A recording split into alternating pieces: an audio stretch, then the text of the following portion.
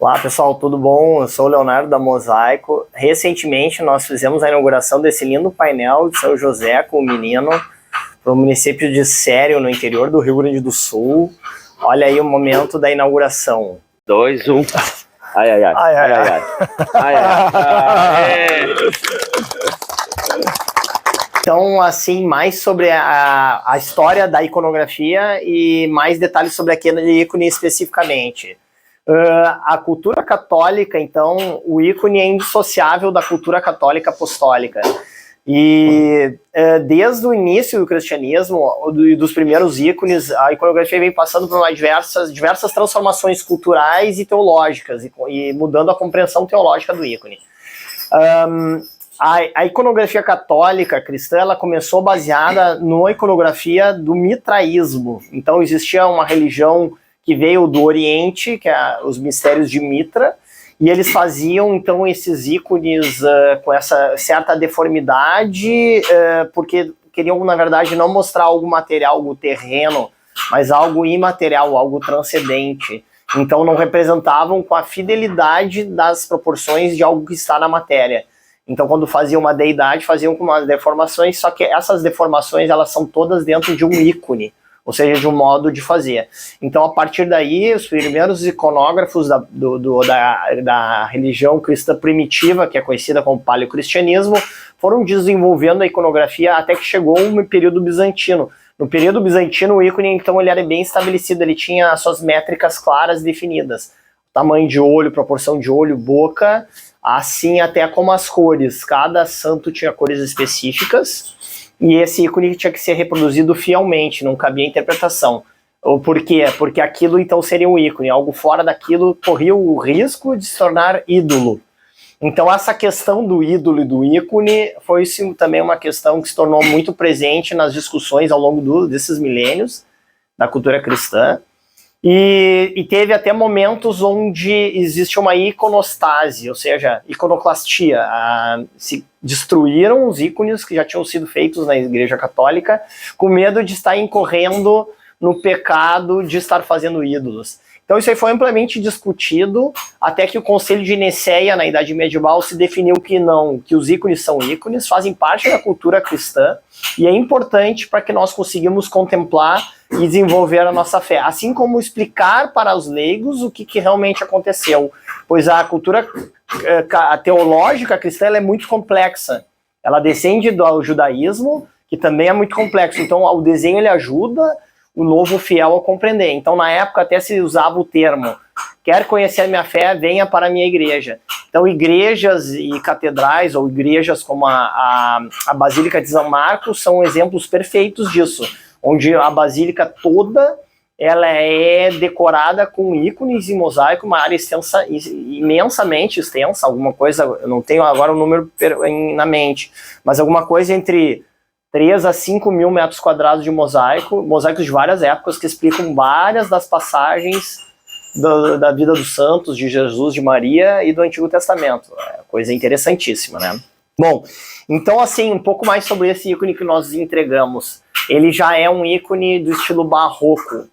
Então assim, a iconografia passou por diversos momentos, sendo que o primeiro momento dela, ela estava inscrita no que a gente conhece como arte zoé, ou seja, a arte divina, a arte iconográfica transcendente.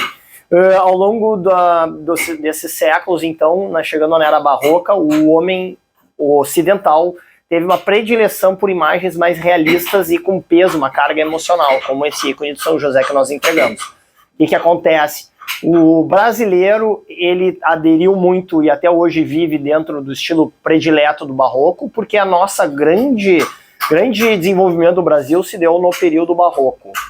E esse ainda hoje está no gosto da maioria da população, né? O que acontece? Até hoje, então, nós gostamos dessas cenas realistas, barrocas, onde tem essa carga emocional que faz parte da cultura barroca. Porque o brasileiro também ele gosta de emoções, gosta de representar seus sentimentos e gosta de interagir de maneira emotiva com os outros, os seus companheiros, amigos, familiares. Então ela ficou nesse estilo, os brasileiros muitas vezes optam pelo estilo barroco, essa iconografia de São José ficou nesse estilo. ele ainda tem essa questão da simbologia. A auréola atrás deles é de ouro. Na igreja, na iconografia bizantina, o ouro era usado, então, como representação daquilo que não está na matéria, está no espaço transcendente, ou seja, já está no espaço espiritual, porque o ouro não é uma matéria definida, opaca. Aquele tilintar, aquela luz trêmula que faz no ouro, faz com que ele não pareça algo finito em si, mas é algo que não tem fim, que vai além, ou seja, um espaço infinito, um espaço transcendente, um espaço espiritual. Então, na arte bizantina se usava todo o fundo de ouro, na arte barroca passou a se usar mais somente nas auréolas, né? Também tem o símbolo da veste do São José, que é em tom de verde e marrom, cores da simplicidade, pois ele era um marceneiro humilde, com a sua humildade, sua profissão simples, ele sustentava a sua família.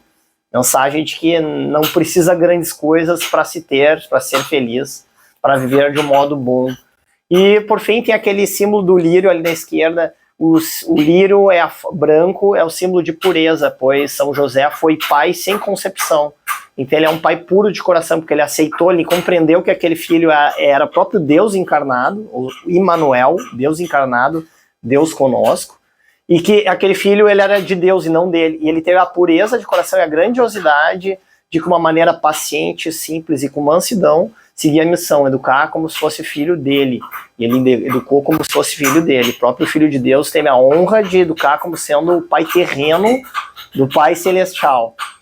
Por fim, o símbolo do São José o Menino é um símbolo que está sendo muito utilizado pelos católicos hoje no mundo inteiro, pois nós vemos pelo mundo afora como o símbolo da família está sendo atacado. É por isso que o Papa fez a carta Amor Laetitia, justamente reforçando a importância da comunidade católica reforçar os valores de família, pois eles estão mundialmente sendo atacados. Então o pai com o menino, ele representa, como todo ícone deve representar um exemplo para os próximos, para nós, todos os santos representados em ícones são exemplos de vida, de fé, de dedicação. Então o São José ele é um exemplo de paternidade, de amor pela família, de cuidar, proteger e amar a sua família, o seu filho, cuidar do seu filho para que a família prospere. Esse é um dos principais símbolos do São José. Também o São José é o nosso santo protetor dos artesãos e artistas, pois ele era um artesão da marcenaria. Então é isso, fiquemos então com essa mensagem do São José para as nossas famílias, mensagem que fortalecimento, amor, dedicação ao que é nosso, e vivendo do modo que os santos nos inspiram, vivendo do modo bom como esses ícones e esses santos nos inspiram, com certeza o que nós vamos ter na vida será paz, amor e prosperidade. Muito obrigado.